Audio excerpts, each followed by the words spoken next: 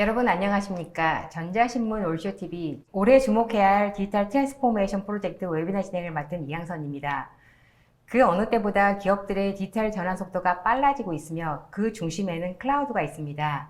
이번 웨비나에서는 올해 기업들이 추진하고 있는 클라우드 기반의 디지털 트랜스포메이션 프로젝트들과 메가존과 오라클이 고객 디지털 전환을 위해 제공하는 서비스 및 성공적인 아키텍처 구성 사례들을 자세히 살펴봅니다.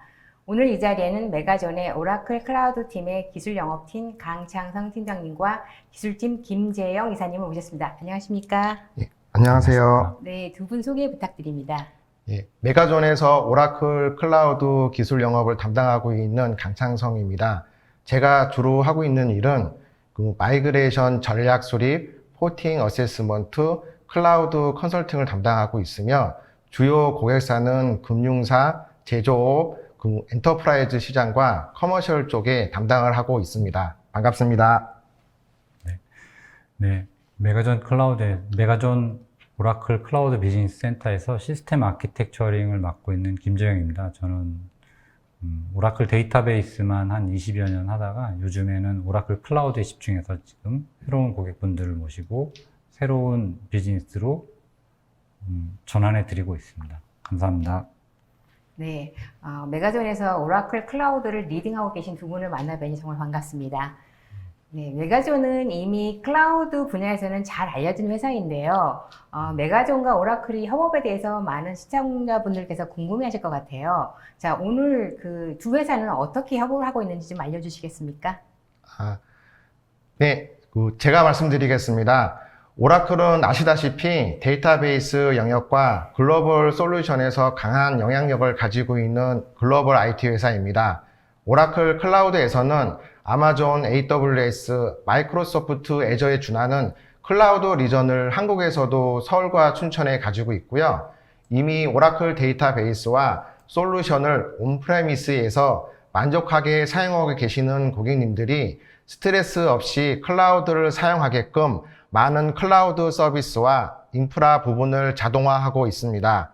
또한 클라우드에서 엔터프라이즈급의 빅데이터를 활용하고 계시고 싶은 고객님께서 오라클 클라우드는 좋은 대안이 될 것이라고 생각합니다.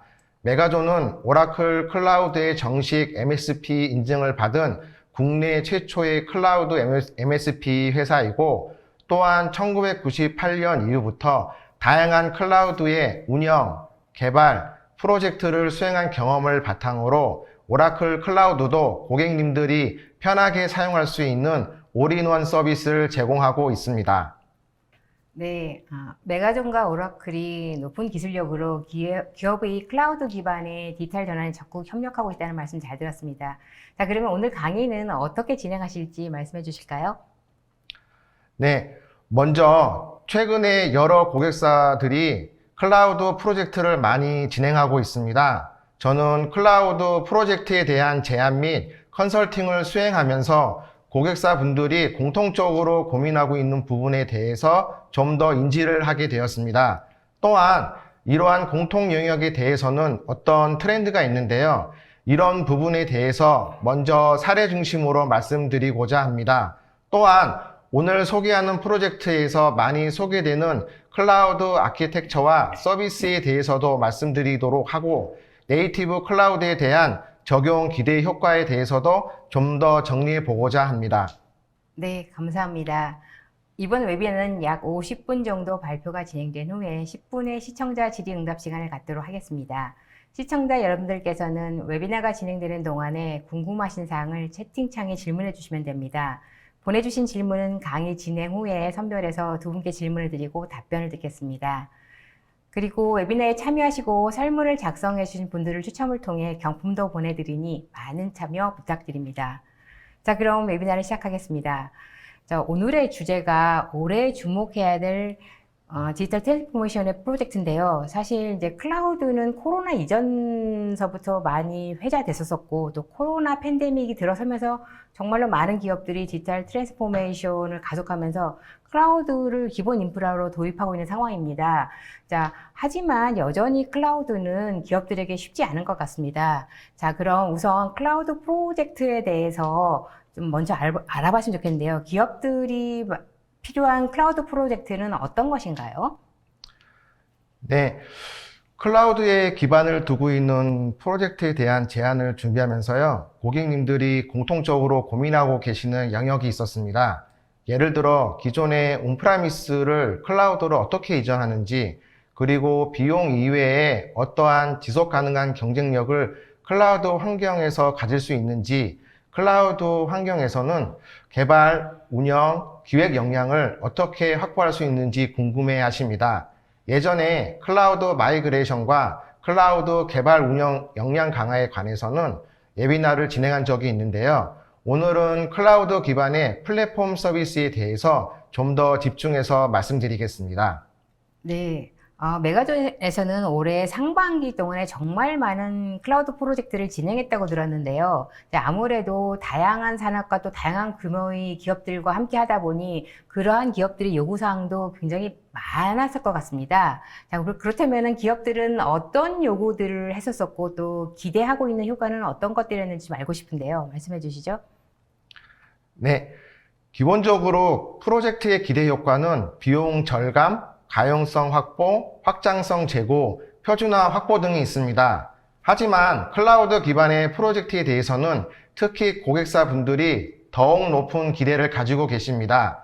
예를 들어 마이크로 서비스 아키텍처를 적용하고 싶어 하시고 AI 머신러닝 기반의 새로운 서비스의 지속 가능한 플랫폼 구성, 그리고 온프레미스와 클라우드를 통합해서 관리, 운영, 개발하고자 하는 거버넌스 등을 고객사 분들이 프로젝트 제안 때부터 요청을 하고 계십니다. 네. 클라우드는 사실 기존 시스템에서 인프라 자체가 달라지기 때문에 고객들의 입장에서는 여러 가지 요구사항이 있을 것 같습니다. 하지만 여러 가지 면에서 클라우드가 이점이 있기 때문에 기업들은 클라우드를 선택하고 있는 상황인 것 같은데요. 자, 그럼 기업들이 클라우드 기반으로 프로젝트를 수행할 때 어떠한 이점이 있을까요? 네, 회사에서 IT 인프라를 구성하고 그 기반으로 특정 과제 업무를 수행하는 경우가 있습니다. 그런데 바로 한계 상황에 도달하게 됩니다. 예를 들어 데이터가 많아질수록 IT 인프라의 하드웨어 스펙에 대해서 제한을 받게 되거나 다양한 데이터가 들어오면서 과제 수행에 관련된 모델이 지속 가능한 버전 관리에 어려움을 겪게 됩니다. 화면을 보시면 고객께서 요구하는 다양한 과제에 대한 관련 기술이 지속적으로 업그레이드 되어야 과제의 품질이 유지될 수 있는데요. 데이터 타입이 다양해지고 데이터 사이트가 커짐에 따라서 데이터 품질이 영향을 받을 수밖에 없습니다. 그런데 고객의 클라우드에선 모델과 기술 그리고 인프라에 대해서 탄력적인 서비스를 제공해주고 있습니다. 좀 더 비즈니스에 초점을 맞추기 위해서는 클라우드 서비스가 유리하다고 생각을 합니다. 네. 팀장님께서는 최근에 기업들이 사용하고 있는 데이터 양이 점점 많아지고 있고 또 다양해지고 있어서 기본적인 업무뿐만 아니라 또 새로운 업무에도 영향을 받고 있다고 말씀하셨는데요. 그런데 많은 기업들은 사실 데이터 처리를 위해서 기존에도 이미 시스템을 구축해서 활용하고 있는 것으로 알고 있는데요. 클라우드로 전환하면 어떤 부분이 달라지는 걸까요? 네. 예전에 데이터를 수집하고 저장해서 분석하고자 할 때는 정규화된 데이터 위주로 업무를 수행했습니다. 하지만 실제 생활에서의 데이터는 정규화된 데이터보다는 비정규화된 데이터가 훨씬 더 많았고요. 데이터의 소스도 훨씬 더 다양합니다. 그리고 지금 기업이 수집하고 저장, 분석, 관리하고자 하는 데이터도 비정규화된 데이터, 다양한 데이터 소스 기반으로 하고 있고 여기에 대한 기술이 훨씬 다양화되고 기술 난이도가 높아졌습니다. 예전과는 차별화된 서비스를 제공할 수 있게 되었죠. 또한 고객들도 이러한 서비스를 받는 데에 상당히 적극적이십니다. 왜냐하면 새로운 플랫폼 기반의 서비스가 고객들에게도 좀 더 1대1 맞춤형 서비스라 인식하고 좀 더 시의적절하고 효율적이고 편하다고 생각할 수 있습니다. 이런 서비스를 지속 가능에 제공하려면 데이터의 질과 양에 탄력적으로 대응할 수 있는 플랫폼 서비스가 중요합니다. 네, 기업이 고객사 프로젝트를 수행할 때 필요한 그 핵심 역량은 바로 플랫폼을 어떻게 구성하느냐에 달려있다고 말씀하신 것 같은데요. 자, 그런데 클라우드 플랫폼 구성이 생각보다는 간단하지 않고 복잡할 것 같다는 생각이 들거든요. 자, 클라우드 플랫폼 구성을 위해서는 어떤 것들이 필요한 건가요? 네. 현재 진행하고 있는 프로젝트 기반의 사례에 대해서 한국 특정 고객사명은 사정상 오픈하지는 못했습니다. 하지만 해외 사례로 보면 유사한 프로젝트를 수행한 자료가 있어서 해당 화면으로 말씀드리고자 합니다. 이후에 설명드린 내용은 클라우드 플랫폼을 구성하는 서비스는 공통 부분이 많이 있습니다. 대상이 되는 데이터와 모델에 따라서 플랫폼을 구성할 수 있는데요. 투자 포트폴리오 서버리스 플랫폼, 머신러닝 플랫폼, 분석 플랫폼 등으로 클라우드에 기반에 하는 서비스로 다양한 플랫폼을 구성할 수 있습니다. 네, 고객이 추구하는 과제나 플랫폼명은 다양할 수 있지만은 그 플랫폼의 주요 구성 부분에는 공통적이라는 말씀이 굉장히 좀 흥미로운데요. 자, 그러면은 말씀하셨듯이 이렇게 공통이 되는 주요 플랫폼 구성이 또 지금 궁금해지는데요. 어떤 것들이 있을까요? 네. 클라우드 플랫폼을 구성하는 데 있어서 약간의 가이드가 있습니다. 먼저 클라우드 표준 패턴을 적용하는 클라우드 아키텍처를 활용해야 하고요. 클라우드 서비스를 활용할 수 있도록 만약에 온프레미스의 솔루션이 있다면 클라우드 환경으로 이전 시 재배치 작업을 해주시면 좋습니다.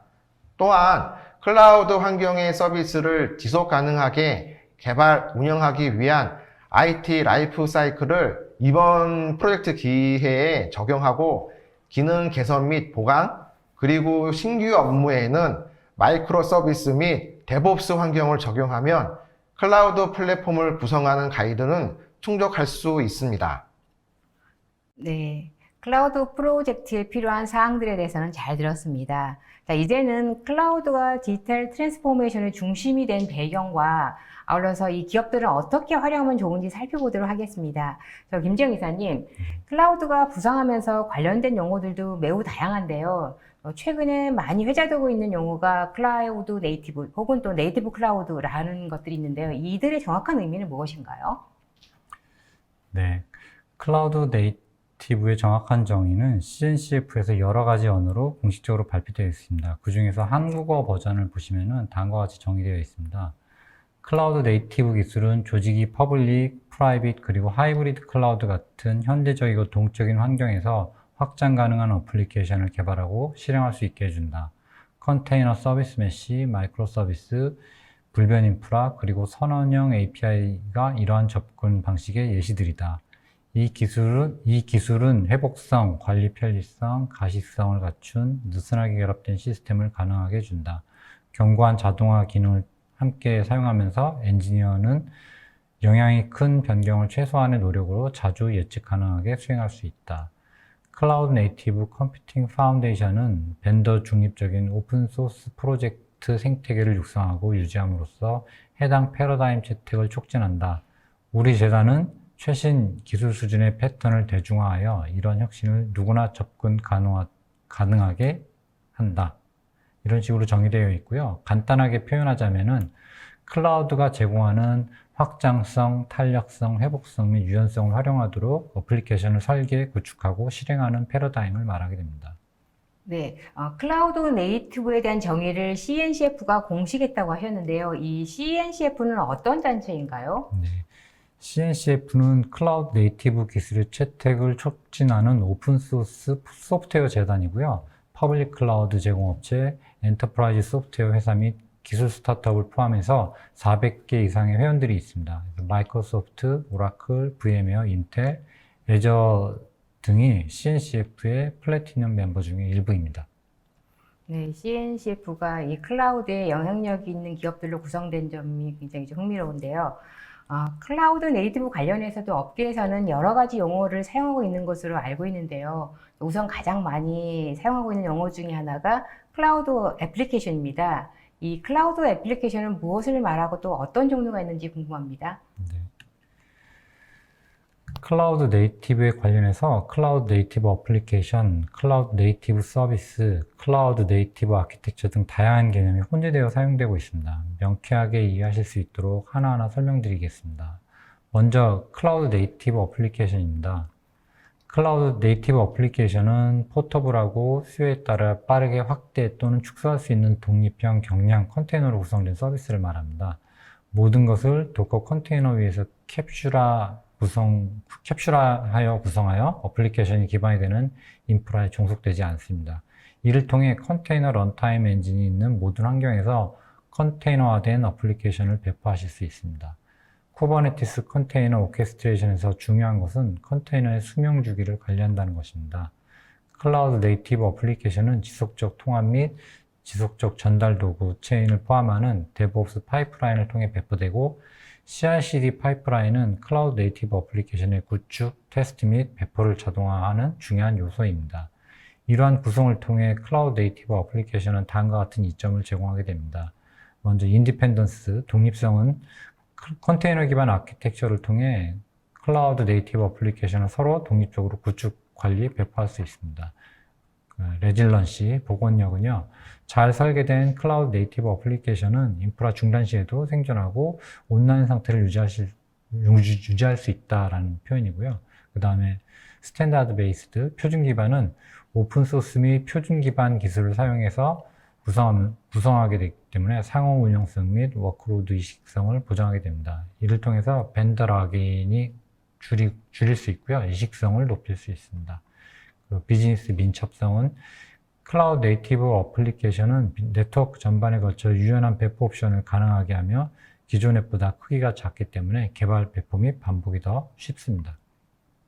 자동화 기능은 클라우드 네이티브 어플리케이션은 DevOps 자동화 기능을 사용하고 정기적으로 릴리즈되는 소프트웨어 변경 사항을 지속적으로 전달하고 배포할 수 있습니다. 또한 개발자는 블루그린 및 카나리아 배포 같은 방법론을 사용해서 사용자 경험을 중단하지 않고 앱을 개선하실 수 있습니다.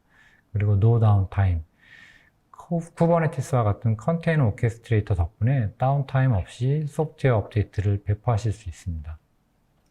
네, 클라우드 네이티브 애플리케이션의 이점에 대해서 잘 들었습니다. 마찬가지로 이제 이러한 클라우드 네이티브 구현을 위한 아키텍처는 클라우드 네이티브 아키텍처라고 할 수 있겠는데요. 맞습니까? 네. 네, 그러면 클라우드 네이티브 아키텍처는 어떻게 구성되는지 알고 싶은데요. 네, 어플리케이션 인프라스트럭처부터 개발 프로세스까지 클라우드 네이티브에 기반한 개발 방법론을 적용한 아키텍처라고 보시면 됩니다. 당연하게도 인프라스트럭처는 클라우드 서비스를 적용하게 되고요. 이러한 아키텍처는 레거시 시스템과 비교해 봤을 때 물리적인 서버에 의존하지 않고도 더 높은 수준의 유연성을 제공하는 컨테이너를 배포 및 패키징 도구로 이용하게 됩니다. 또한 어플리케이션을 여러 개의 독립적인 서비스로 배열하고 각 서비스가 특정 기능을 제공하는 마이크로 서비스를 적용하게 되고요. DevOps를 지원하고 유연성을 지원하며 확장성을 개선하는 동시에 비용을 절감하게 됩니다. 네, 클라우드 네이티브 아키텍처와 같이 클라우드 네이티브 어플리케이션을 구성하는 각각의 서비스들을 또 그러면 클라우드 네이티브 서비스라고 할 수 있을 것 같은데요. 네, 그러면 클라우드 네이티브 서비스에 대해서도 설명해 주시죠. 네. 클라우드 네이티브 서비스는 디지털 혁신의 핵심이 되고요. 고급 분석, 모바일 앱 및 챗봇 서비스 등의 핵심이 됩니다. DevOps 방식은 복잡한 소프트웨어 플랫폼의 구축, 운영 및 유지 관리가 관련된 대부분의 관리 작업을 제거하게 됩니다. 소프트웨어 개발, 배포 및 테스트 활동은 클라우드상에서 이루어지며 필요에 따라 마음대로 확장하거나 축소하실 수 있습니다. 어플리케이션, DevOps 및 워크로드를 클라우드 네이티브 아키텍처로 전환하는 것은 비즈니스 경쟁력을 유지하는 데 필수입니다.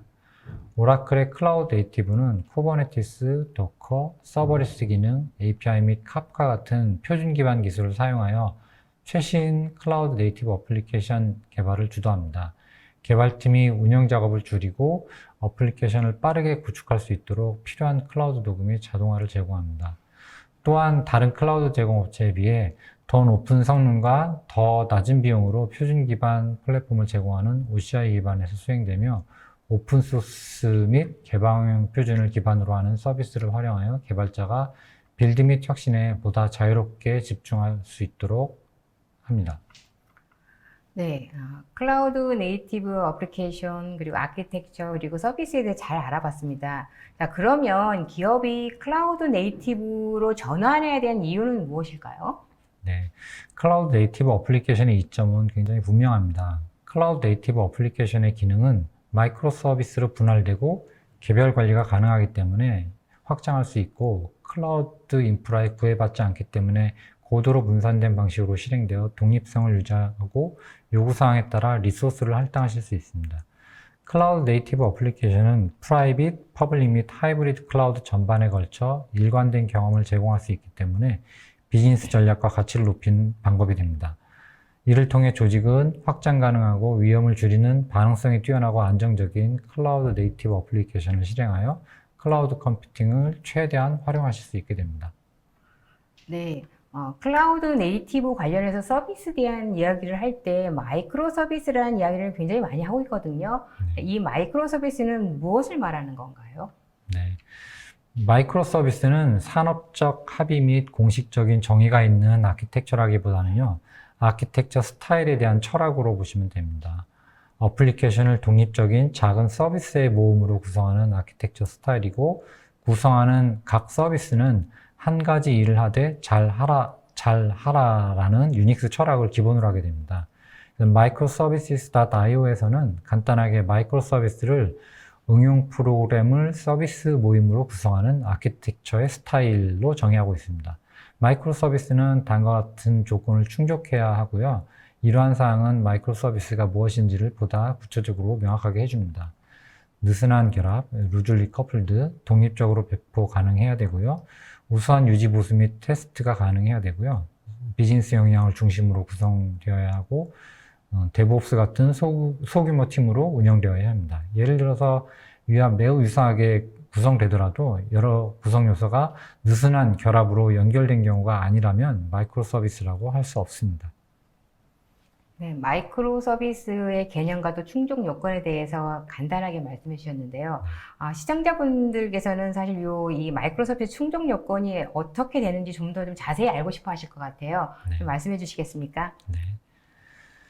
마이크로 서비스를 만드는 요소에 대한 몇 가지 세부 사항을 좀 더 자세히 살펴보겠습니다. 우선 마이크로 서비스는 스스로 완비되어야 합니다. 셀프 컨테인드라고 표현되어 있고요. 구성 요소가 마이크로 서비스 자격을 얻으려면 자체적으로 완전히 작동해야 되고요. 마이크로 서비스는 독립형이어야 하고 자체 위주로 실행할 수 있어야 됩니다. 다른 앱, 서비스, 마이크로 서비스 및 데이터베이스를 통한 통신은 API를 통해 수행되고요. 구성 요소가 네트워크를 통해 통신하는 데 사용하는 API 자체도 마이크로 서비스로 수행되어야 합니다. 또한 API는 마이크로 서비스의 기능도 지시해야 하고, 이것은 개발자가 마이크로 서비스를 더 큰 모듈식 환경으로 연결할 수 있게 해주는 기능이 됩니다. 두 번째로 독립적으로 유지되어야 합니다. 마이크로 서비스가 인기 있는 주요 이유 중에 하나가 독립성입니다.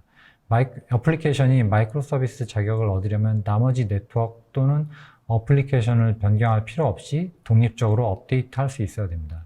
이러한 독립성을 유지하려면 마이크로 서비스가 위도한 대로 계속 작동하는지 확인하기 위해 정기적으로 테스트하고 모니터링 하셔야 됩니다. 네, 요즘에 기업들이 마이크로 서비스를 많이 적용하고 있는데요. 이 마이크로 서비스를 적용할 때 오는 이점은 또 어떤 것들이 있을까요? 네, 마이크로 서비스는 클라우드 네이티브 어플리케이션의 핵심 구성 요소로 하나로 클라우드에서 컨테이너화된 환경에서 구성되기 때문에 확장성, 민첩성을 충분히 활용하게 됩니다. 이를 통해서 다음과 같은 이점을 얻으실 수 있습니다. 먼저, 빠른 배포. 마이크로 서비스 아키텍처는 설계를 단순화하기 때문에 더 빠른 개발 및 배포를 허용하게 됩니다. 각 모듈은 독립적으로 쉽게 구축, 테스트 및 배포되므로 비즈니스 환경이 민첩성을 높이고 출시 시간을 단축하실 수 있습니다. 확장성. 마이크로 서비스 아키텍처는 모듈이 독립적으로 작동하고 각각의 컨텍스트가 제한되어 있기 때문에 설계상 쉽게 확장성을 제공합니다. 디자인 측면에서 보면 훨씬 더 단순해져서 새로운 기능을 빠르게 추가하실 수 있고요. 데브옵스 사례 및 테스트 자동화에 의존하여 각 모듈은 독립적으로 테스트되고 전체 시스템은 몇 분 안에 자동으로 테스트되므로 새로운 기능을 빌드, 테스트 및 릴리즈하는 시간이 단축되게 됩니다. 인프라 수준에서는 각 마이크로 서비스는 독립적으로 확장되고 관리됩니다. 피크 시간 및 부하의 경우 전체 시스템을 확장하실 필요가 없고요. 부하가 있는 마이크로 서비스만 확장하면 됩니다. 이것은 또한 자동 확장 기능과 자가 치유 기능을 통해서 사람의 개입 없이 자동으로 수행됩니다.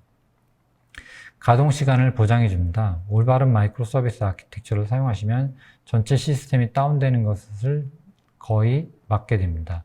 각 마이크로 서비스는 독립적으로 구축, 배포 및 관리되고 런타임에 완전히 격리되므로 전체 시스템이 다운될 수가 없습니다. 마이크로 서비스가 충돌하는 경우 해당 기능에만 영향을 미치고 나머지 시스템은 정상적으로 작동할 수 있습니다.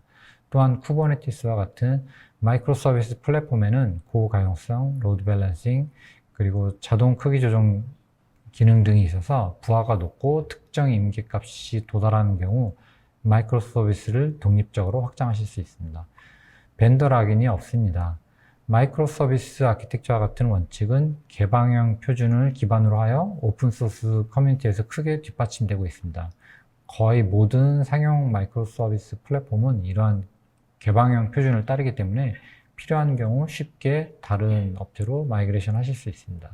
또한 설계상 마이크로 서비스에는 다른 프로그래밍 언어와 기술을 쉽게 확장하고 사용하실 수 있도록 하는 표준 기반 API를 사용하게 됩니다.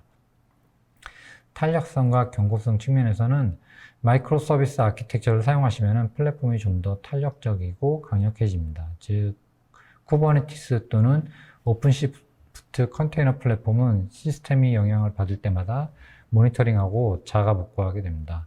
오케스트레이션 기능은 자체 모니터링하고 실패한 구성 요소를 다시 시작하실 수 있게 합니다. 자가 치유는 모니터링 인프라 클러스터에서 노드 및 포드로 확장되고요. 자가 모니터링 및 치유는 어플리케이션 및 시스템 복원력을 보장합니다.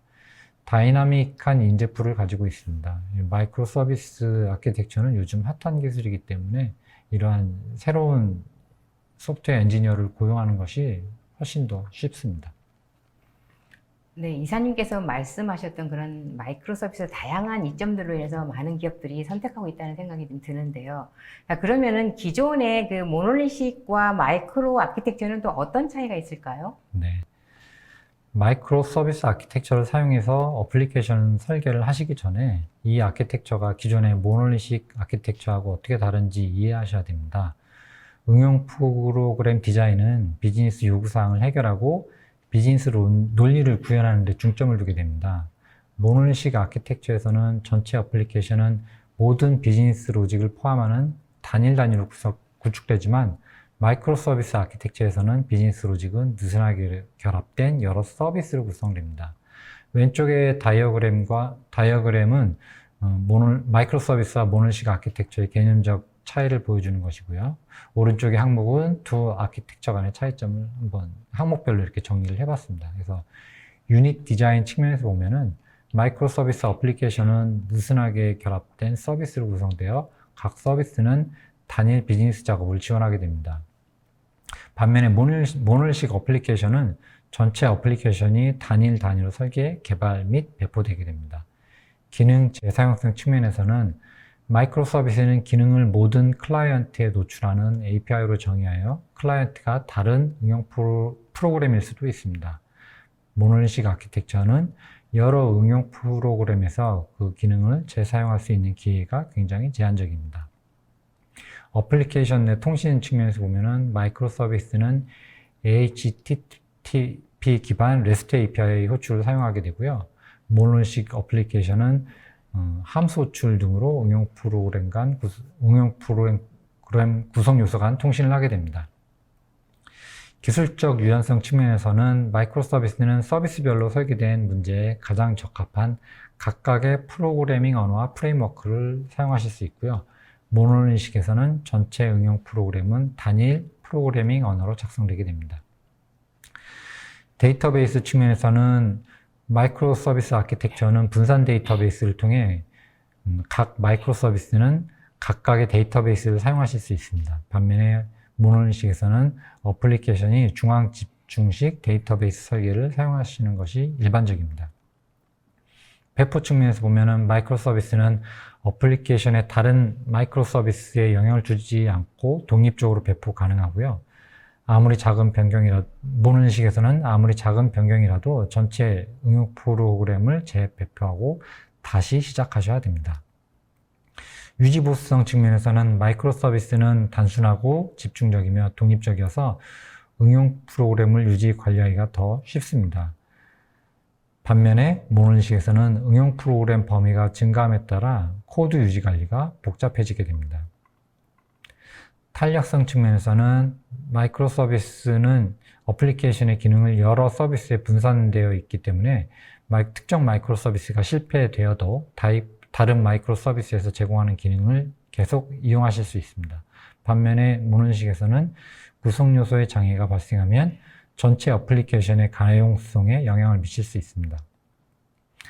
확장성은 마이크로 서비스는 다른 서비스와 독립적으로 확장할 수 있습니다. 반면에 모노식에서는 비즈니스 요구사항이 어플리케이션의 특정 부분만 확장해야 하는 경우에도 불구하고 전체 어플리케이션을 확장해야 되는 그런 상황이 생기게 됩니다. 네, 이사님 말씀을 들어보니 이 마이크로 서비스 아키텍처가 모놀리식에 비해서 활용성과 효율성이 높다는 생각이 듭니다. 자, 그러면 이제 보다 실용적인 측면을 살펴보겠습니다. 기업들이 클라우드 네이티브 구성을 위해서 마이크로 서비스 아키텍처를 도입할 때 고려해야 될 점이 있다면 어떤 것들이 있을까요? 새로운 어플리케이션을 설계할 때 또는 기존의 어플리케이션을 마이그레이션 할 때 높은 수준의 확장성, 유연성 및 안정성이 필요한 경우 마이크로 서비스 아키텍처를 고려하시면 좋습니다. 어플리케이션의 기능이 제한된 범위에 집중된 서비스로 나눌 수 있다면 모노식 어플리케이션을 마이크로 서비스 아키텍처로 마이그레이션 하는 것을 고려하시고요. 마이크로 서비스 아키텍처로 마이그레이션 하실 수 없는 복잡한 모노식 어플리케이션의 경우 새로운 기능만을 마이크로 서비스로 개발하시는 것을 고려하십시오. 서비스 간의 상호 종속성은 서비스 재배포 중에 사용할 수 없는 어플리케이션의 양에 영향을 줄 수 있기 때문에 이러한 종속성 문제를 해결하셔야 합니다. 모노식 어플리케이션을 리팩토링하는 것은 굉장히 어려우므로 마이크로 서비스 아키텍처를 사용하려는 경우 프로젝트 처음부터 계획하셔야 합니다. 마이크로 서비스를 개발할 때 분산 시스템 복잡성을 고려하고 느슨한 결합에 따른 원격 구출이 느리고 실패할 수 있음을 고려하셔야 됩니다. 사용 사례에 따라 일관성, 가용성 및 파티션 허용 범위 사이에서 균형을 유지해야 합니다. 마이크로 서비스 아키텍처가 수반하는 운영 복잡성에 대해서 대비하셔야 되고요. 모노식 어플리케이션을 마이크로 서비스 아키텍처로 이동하기 전에 다음 전제 조건이 충족되어야 됩니다. 신속한 프로비전이 가능해야 되고, 기본적인 모니터링이 가능해야 되고, 신속한 어플리케이션 배포가 가능해야 됩니다. 이러한 모든 것들을 합해서 무엇보다도 마이크로 서비스 아키텍처로 전환함에 따른 이점이 이전에 소요되는 비용을 능가하는지 확인해야만 마이크로 서비스 아키텍처 적용을 위한 가장 중요한 사항이 되겠습니다. 네, 그러면 이제는 오라클 클라우드 관점에서 살펴보았으면 좋겠습니다. 지금까지 설명하셨던 클라우드 네이티브 마이크로 서비스 등을 적용할 때 이 오라클 클라우드는 어떤 전략으로 도입할 수 있을까요? 네. 오라클은 마이크로 서비스 아키텍처 단순화를 위한 완전하고 개방된 플랫폼을 통해서 다음 두 가지 특징을 지원합니다. 첫 번째는 멀티 클라우드 및 하이브리드 배포를 지원하고요. 두 번째는 오라클 컨버지드 데이터베이스를 지원합니다. 첫 번째 항목을 좀 더 자세히 설명드리면 쿠버네티스 및 서비스 메쉬를 사용해서 마이크로 서비스를 엔터프라이즈 데이터 센터 또는 엔터프라이즈 데이터 센터와 OCI가 혼합된 하이브리드 클라우드 환경에서 배포하실 수 있습니다. 컨버지드 데이터베이스 부분에서는 마이크로 서비스의 중요한 측면은 컨테이너에서 다양한 데이터베이스 적용이 필요하고 오라클은 컨버지드 데이터베이스를 통해서 이를 지원해 주게 됩니다. 네, 사실 오라클 하면은 데이터베이스 강자에서 데이터베이스 강점을 가지고 있을 것 같은데요. 그러면은 마이크로 서비스에서는 어떤 방식으로 대응하는지 궁금한데요. 네, 오라클 클라우드에서는 마이크로 서비스 아키텍처의 데이터베이스 구조로 데이터 드리븐 마이크로 서비스 아키텍처를 지향하고 있습니다.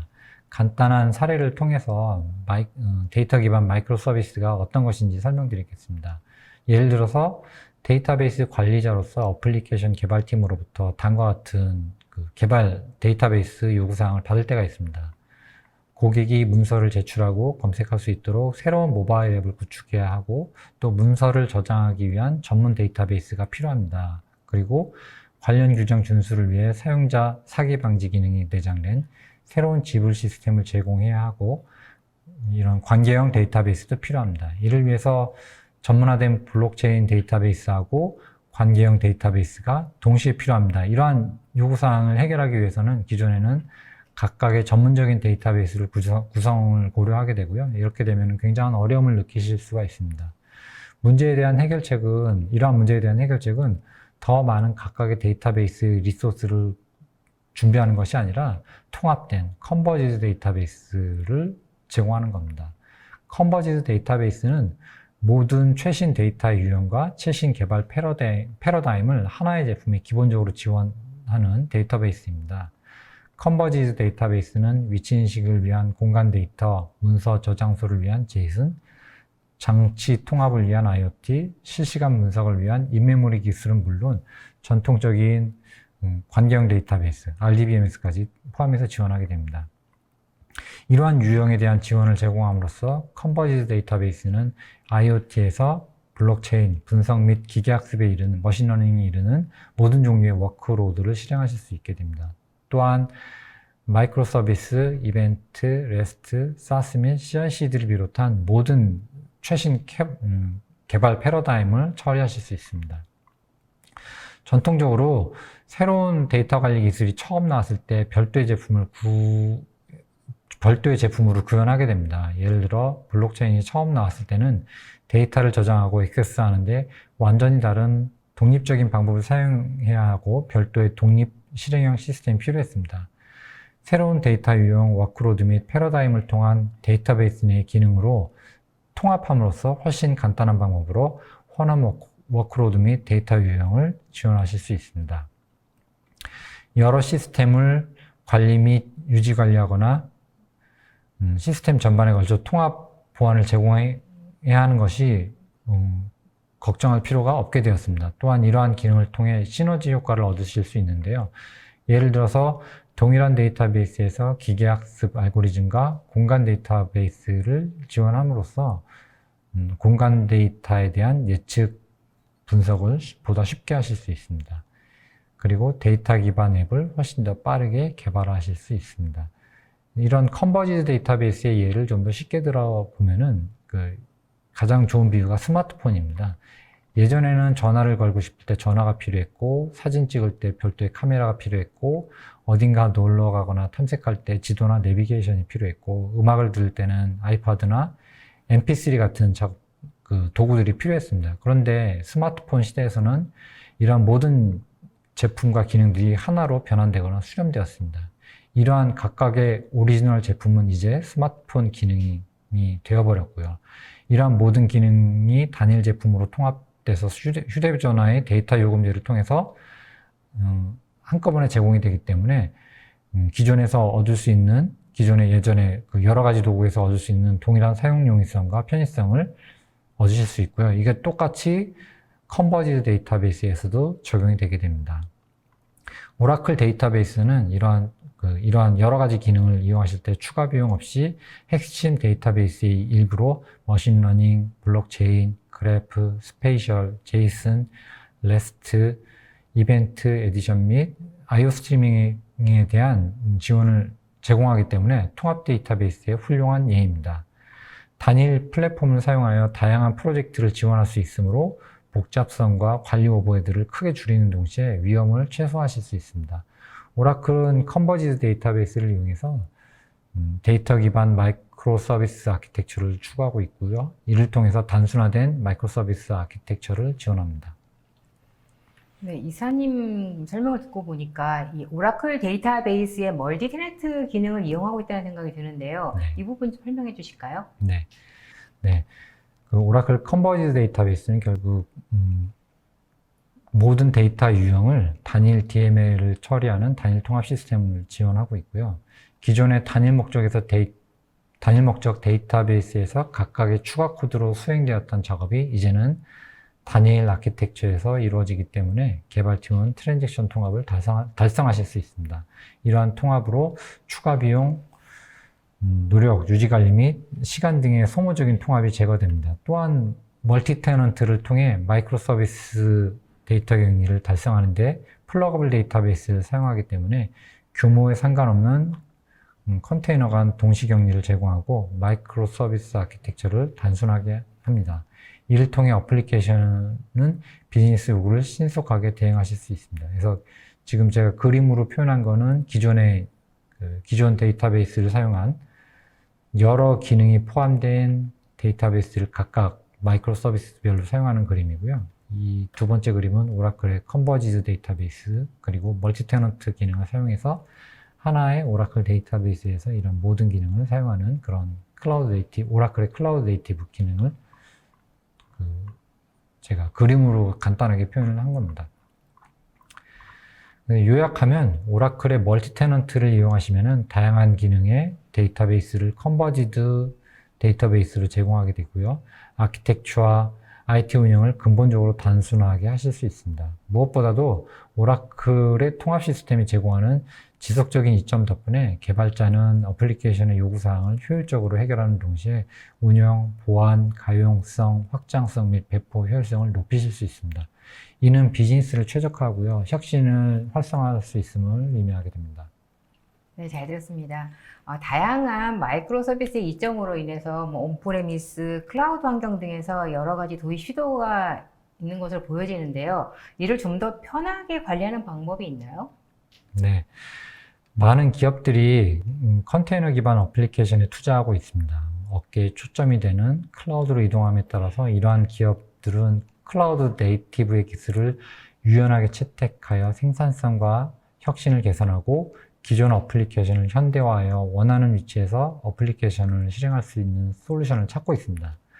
오라클이 얼마 전에 출시한 오라클 베라자노 엔터프라이즈 컨테이너 플랫폼은 위에 앞에서 말씀드린 요구사항들을 해결하고 다음을 가능하게 합니다. 쿠버네티스에서 컨테이너 기반 어플리케이션을 배포, 관리 및 보호하게 되고요. 마이크로 서비스와 기존 웹로직 서버 어플리케이션에서 어플리케이션 수명 주기 관리를 통합합니다. 온프레미스, 오라클 클라우드 인프라스트럭처 및 기타 퍼블릭 클라우드에서 쿠버네티스 클라우드 전반에 걸친 관리를 표준화합니다. 여기 로고에서도 보시다시피 다리가 보이는데요. 비유적으로 오라클 베라자노는 온프레미스와 클라우드를 연결하는 다리입니다. 그리고 실제로 그 베라자노는 그 미국 뉴욕에 있는 다리 이름이고요. 베라자노라는 이름은 그 뉴욕을 처음 발견했던 여러 탐험가들 중에 이탈리아 탐험가 중에 한 명이라고 합니다. 그 사람의 이름을 통해서 이런 비유적으로 이런 기능들을 설명한다고 합니다. 그래서 기술적으로 다시 한번 말씀드리면 오라클 베라자노는 클라우드 네이티브 어플리케이션 개발의 핵심 요구사항과 설계 원칙을 구현하는 컨테이너 배포 및 관리 플랫폼이고요. 온프레미스 및 클라우드에서 쿠버네티스 위에서 실행되며 베라자노가 설치된 쿠버네티스 클러스터의 컨테이너 어플리케이션을 배포하실 수 있습니다. 오라클 베라자노 엔터프라이즈 컨테이너 플랫폼은 오라클 클라우드, 기타 클라우드 및 온프레미스에서 클라우드 네이티브 어플리케이션의 개발, 배포 및 수명 주기 관리를 위한 오라클의 광범위한 표준 기반 개방형 소프트웨어 기술 포트폴리오의 일부입니다. 그래서 오라클 베라자노를 사용하시면 다음과 같은 이점을 얻으실 수 있습니다. 어플리케이션 개발자 생산성을 개선하고 혁신을 가속화하실 수 있고요. 컨테이너 및 컨테이너 관리 기술을 채택하고 데브옵스 및 클라우드 네이티브 어플리케이션 개발의 설계 원칙을 채택하면 배포 시간을 단축하고 어플리케이션 가동 시간을 늘리게 되고요. 비즈니스 문제를 해결하는데 좀 더 많은 개발자 시간을 할애하실 수 있습니다. 베라자노는 어플리케이션을 배포하고 관리하는 데 필요한 시간을 더욱 줄여주는 조립 및 자동화된 보안 기술 스택을 통해 이를 한 단계 더 발전시켜 줍니다. 각 비즈니스 어플리케이션 내에서 선택한 마이크로 서비스 어플리케이션 기술을 사용해서 기존 어플리케이션을 현대화해 줄 수 있습니다.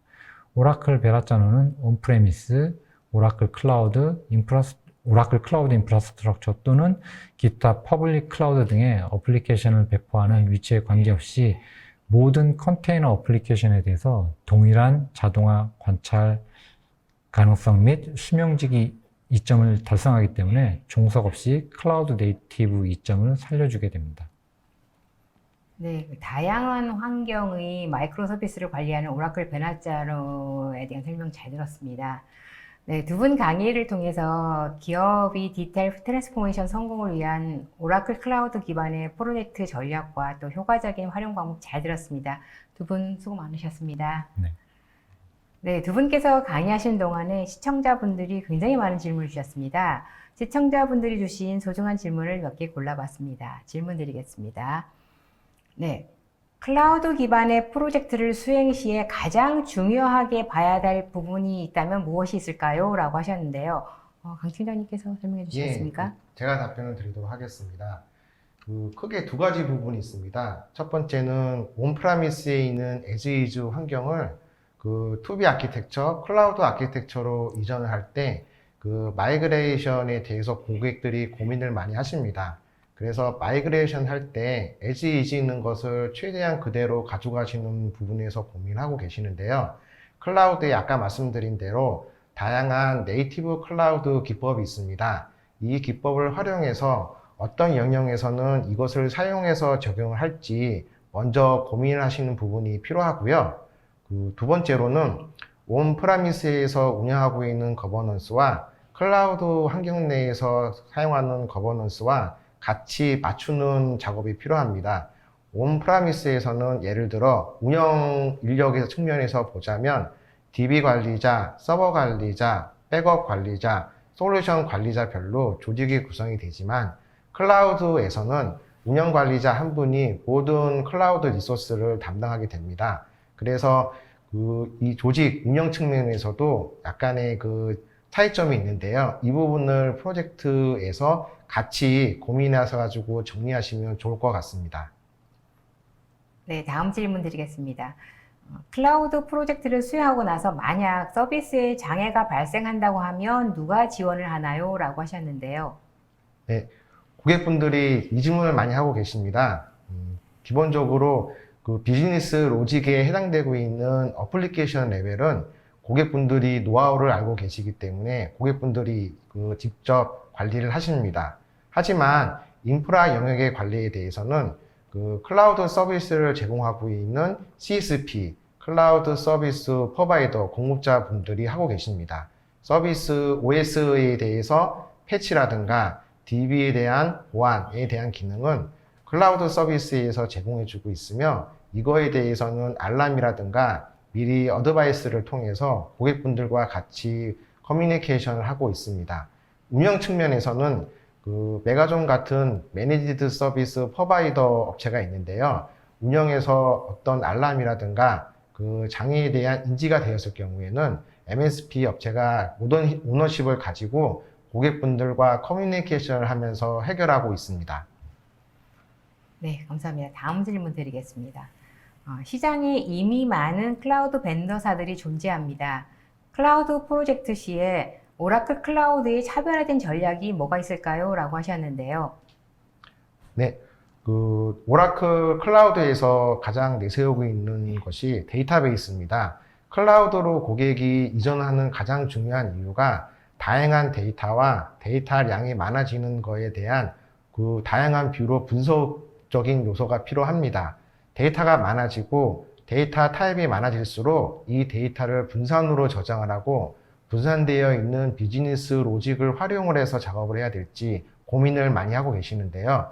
오라클 클라우드를 이용하면 아까 말씀드린 대로 데이터를 한 곳에 모아서 데이터의 분산 스프릿이 없이 다양한 뷰를 사용을 해서 데이터의 분석을 효율적이고 고성능으로 활용할 수 있는 측면이 있습니다. 데이터에 좀 더 집중하는 고객이라면 오라클 클라우드를 고민해 보는 것이 좋을 듯 합니다. 네, 감사합니다. 클라우드 프로젝트를 수행할 때 업무 범위를 한 번이 아닌 여러 번 시기별로 나누어서 진행하는 경우도 있나요? 라고 하셨는데요. 네, 고객분들이 그 한 두 가지 정도로 이제 고민을 많이 하고 계십니다. 첫 번째로는 그 기존의 온프라미스를 클라우드로 이전하는 마이그레이션으로 일정을 잡는 부분에 추가해서 선도 비즈니스라고 과제를 중심으로 해서 그 POC보다는 좀 더 디테일하고 뎁스가 들어가는 그 프로젝트를 수행을 하십니다. 그래서 이제 인프라를 구성하고 데이터를 넘기고 한 4개월에서 5개월, 6개월 정도 가는 프로젝트 외에 이런 AI라든가 머신러닝 기반의 선도 프로젝트를 수행하는 경우가 있는데요. 그 두 번째로는 그 고객이 역량이 아직 준비가 안 돼 있는 경우라든가 그 좀 미진한 부분은 마이그레이션 있는 그대로를 옮기고 그 두 번째로는 이제 고객이 역량이 향상이 되면 멀티 클라우드라든가 서베이런스 클라우드라든가 그런 업무를 제공하고 계시는 부분이 있습니다. 그래서 여러 번 시기별로 나누는 경우는 인프라를 구성을 하고 인프라를 위해 과제를 하는 그런 고객분들의 역량의 그 확충에 따라서 진행할 수도 있고요. 또는 전체 인프라를 옮기는 동시에 이제 선도 사업을 띄워서 그렇게 업무별로 나누는 경우도 있습니다. 네, 질문이 상당히 많은데요. 클라우드는 최적화 작업의 필요성이나 또 작업은 또 어떻게 진행되나요? 라고 하셨는데요. 예, 그 as is 이 환경 내에서 이제 클라우드로 옮길 때 그 성능적인 측면에서 고객분들이 고민을 많이 하고 계십니다. 왜냐하면 그 기존에 그 고객분들은 이제 온프라미스에서 서버를 하고 데이터를 올리고 어플리케이션을 올렸을 때 성능적인 부분이 장애적인 요소 부분하고도 밀접하게 관계되어 있기 때문입니다. 클라우드로 옮기면 그 성능적인 측면에서 대비한 서비스가 있습니다. 그 대표적인 서비스가 파스 영역에 하는 데이터베이스 그 클라우드 서비스인데요. 그 파스에 있는 데이터베이스 클라우드 서비스를 활용을 하시면 그 퍼포먼스라든가 그 다음에 성능에 따른 자동화 기능이 그 오토메이션 퍼포먼스 측면으로 제공해 주고 있습니다. 또한 사스 서비스를 활용을 하면은 이제 고객이 또는 데이터가 갑자기 몰리더라도 이 사스와 파스 영역을 활용을 해서 그 탄력적으로 서비스 대응이 가능합니다. 네, 다음 질문은요. 기존에 운영 중인 시스템은 오라클의 클라우드로 이동하는 프로젝트를 한다고 하면 비용이 얼마나 개선되는지 사전 예측 계산하는 방법이 있을까요? 라고 하셨는데요. 네, 그 고객분들이 제일 먼저 많이 질문하고 계시는 부분입니다. 지금 비용에 대한 개선 효과가 반드시 있어야 되는데요. 비용 효과의 개선 부분이 두 가지 부분이 있습니다. 첫 번째, 지금 고객이 쓰고 계시는 인프라에 대한 모니터링을 해서 그 어느 정도 쓰고 있는지 유틸라이제이션을 확인을 합니다. 만약에 고객이 현재 시스템에 대해서 50% 평균치로 쓰고 있으면 클라우드 상에서 그 인프라 산정을 할 때 그 50%에 해당되는 영역을 먼저 계산해 보게 됩니다. 그러면 당연히 이제 비용이 그 낮아지는 부분이 있을 수 있겠죠. 그래서 이제 두 번째는 이제 고객이 그 쓰고 있는 서비스를 그 서버리스 서비스라든가 아니면 API 게이트웨이라든가 이런 서버보다는 함수 위주 이런 쪽으로 이제 비용을 빼다 보면은 그 인프라의 비용이 상당 부분 낮아질 수 있습니다. 그 예전 데이터를 활용해 보면 온프라미스에서 클라우드로 갔을 때의 비용 효과는 더 있고요. 그런데 이제 클라우드 네이티브 기법으로 구성을 했을 경우에는 그 비용이 더 많이 그 저렴해진다고 하는 자료도 있습니다. 네, 다음 질문 드리겠습니다. 오라클 구입 라이선스와 클라우드를 통한 비용은 어느 쪽이 나은가요? 라고 하셨는데요. 네, 그 오라클 클라우드의 장점 중에 하나가 이제 그 라이센스를 BIOL로 해서 온프라미스에 있는 라이센스를 클라우드에서도 그대로 활용할 수 있습니다. 예를 들어서 온프라미스에서 오라클 라이센스를 어느 정도 쓰고 있다고 하면 클라우드로 이거를 이전할 때 새로운 라이센스를 구매하는 것이 아니라 온프라미스에 있는 라이센스 그대로 활용할 수 있습니다. 또한 그 서버를 구축을 할 때 이러한 라이센스에 대한 비용이 그 처음부터 프로젝트 시기부터 고려를 반드시 해야 됩니다. 왜냐하면 이제 고객분들이 프로젝트를 할 때 그 인프라 산정 부분만 고민을 하시고 라이센스 부분은 좀 간과하는 측면이 있는데요. 오라클 클라우드로 할 때 이런 어플리케이션 솔루션에 대한 라이센스를 같이 비용에 산정을 하면 오라클 클라우드의 장점이 분명히 있다는 것을 아실 수 있습니다. 네, 질문이 굉장히 많은데요. 한 2개 정도까지만 더 하겠습니다. 네, 온프레미스 오라클을 클라우드로 이전할 때 오라클을 그대로 사용하는 것과 다른 DB를 사용하는 케이스를 봤을 때 어느 경우가 더 많고 비율은 어떻게 될까요? 라고 하셨는데요. 고객분들이 이제 고민하고 계시는 부분이 온프라미스에서 클라우드로 옮겼을 때 클라우드의 비용적인 측면과 성능적인 측면 여러 부분을 같이 보고 계십니다. 그런데 이제 그 마이그레이션 항목에 보면은 온프라미스에 있는 데이터베이스를 클라우드로 그대로 옮기고 거기에 따른 비즈니스적인 초점을 맞춰서 고민하게 되어 있는데, 만약에 온프라미스에 있는 오라클을 이제 클라우드 상에 오픈 소스 데이터베이스로 옮긴다고 하면 추가적으로 그 마이그레이션에 해당되는 공수 부분이 발생하게 됩니다. 사실 오픈 소스 기반의 장점이 많이 있는 건 알고 있습니다만, 기존에 오라클 데이터베이스를 그대로 옮기고 비즈니스 측면으로 여러 가지 고도화하는 방법이 좀 많이 수월하고요. 이거를 오픈 소스 데이터베이스로 변환한다고 하면 그에 따른 솔루션 또는 시기, 공수 부분이 추가로 많이 발생을 해서 클라우드로 마이그레이션 했을 때의 비용적인 이점이 많이 줄어들게 됩니다. 네, 마지막 질문 드리겠습니다. 온프레미스에서 오라클 클라우드로 전환 후 DR 구축 시 데이터베이스는 비용이 저렴한 오픈소스 DB, 몽고DB나 MySQL 등을 활용해서 DR을 구축하고 싶은데 그런 좋은 사례도 있나요? 라고 하셨습니다. 보통 DR을 구성을 할 때는 이격된 장소에 있는 데이터 센터를 활용하게 됩니다. 오라클 클라우드에서는 서울과 춘천에 리전을 가지고 있습니다. 그래서 서울에 인프라를 구성을 하면 춘천 리전에 DR 센터를 구축하게 되는데요. 거기는 서로 전용망으로 연결되어 있습니다. 근데 만약에 이제 다른 이제 클라우드 벤더사를 선택을 하게 되면 리전 간에 이제 오고 가는 데이터에 대해서 과금이 발생하게 됩니다. 하지만 오라클 클라우드를 사용하는 경우에는 이 리전 간에 대한 전용선을 활용한 비용은 전혀 없습니다. 따라서 오라클 클라우드로 DR 센터를 구축하는 데에서 이제 이런 이점이 있으니 DR을 구축을 할 때 한번 확인 부탁드리도록 하겠습니다. 네, 세미나 동안에 쏟아지는 질문에 성의껏 답변해 주신 강팀장님께 감사드립니다. 방송 후에는 설문에 참여해 주신 분들을 추첨을 통해 경품을 보내드리겠습니다. 팀장님, 이사님 끝으로 오늘 웨비나 소감 부탁드립니다. 네. 많은 고객분들이 클라우드에 대해서 고민을 많이 하시고 좀 문의를 많이 하고 계십니다. 네, 서두에 말씀드렸다시피 공통적으로 많이 질문을 하시는 부분이 있습니다. 그래서 지금이라도 클라우드에 대해서 고민하고 계시는 고객분들이 있으면 미리 아니면은 그냥 마음 편하게 저희들을 미리 문의를 주시면 저희들이 이미 겪었거나 아니면 거기에 대한 솔루션을 가지고 있을 수가 있습니다. 그래서 고민하지 마시고 많은 문의를 주시고요. 그 다음에 클라우드에 대한 이점은 분명히 있으니 관련된 자료가 필요하시면 언제든지 문의해 주시기 바랍니다. 감사합니다. 네. 제가 오늘 말씀드린 것 중에 핵심은 오라클 클라우드에서 이제 이런 디지털 트랜스포메이션을 준비하는 과정에 있는 그런 대응 방안들, 그런 것들을 얘기 드렸는데요.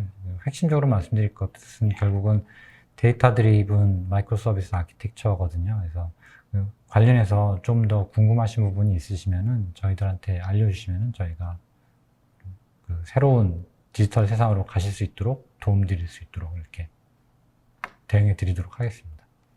고맙습니다. 네, 감사합니다. 이상으로 전자신문 올쇼TV 올해 주목해야 할 디지털 트랜스포메이션 프로젝트 웨비나를 마치겠습니다. 오늘 웨비나 영상은 일주일 후에 올쇼TV에 업로드되어 오니 참고하시기 바랍니다. 올쇼TV는 또 다른 웨비나 방송으로 시청자 여러분들을 찾아뵙겠습니다. 시청해주신 여러분 고맙습니다.